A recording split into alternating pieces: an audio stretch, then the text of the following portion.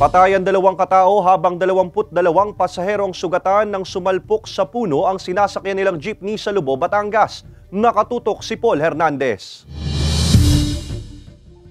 Disgrasya ang sinapit ng jeepney na ito habang pauwi galing beach outing sa Barangay Malabrigo, Lubo, Batangas hapon nitong Sabado. Ayon sa Lubo Municipal Police Station, binabaybay ng magpapamilya ang inarkilang jeep ang pababang bahagi ng kalsada. Nagpagewang-gewang pa raw ito bago tuluyang tumama sa isang puno. Patay ang driver at isang pasahero habang sugatan ng 22 pang iba pang sakay. Medyo nataranta na rin yung driver, nag-swerve siya ng pakaliwat kanan ayon doon sa isa sa mga surviving na katabi niya.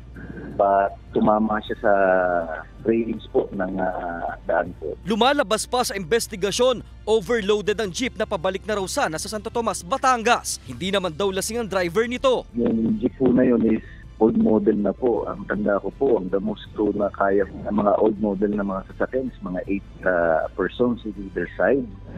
At yung pong sakay ho nun is mga nasa 24 po sila, including mga bata po. Sinusubukan pang makipag-ugnayan ang GMA Regional TV Balitang Southern Tagalog sa kaanak ng mga nasawi. Pero sa testimonya ng mga nakaligtas sa pulisya, tanggap daw nilang aksidente ang nangyari. Nagpapatuloy pa ang investigasyon.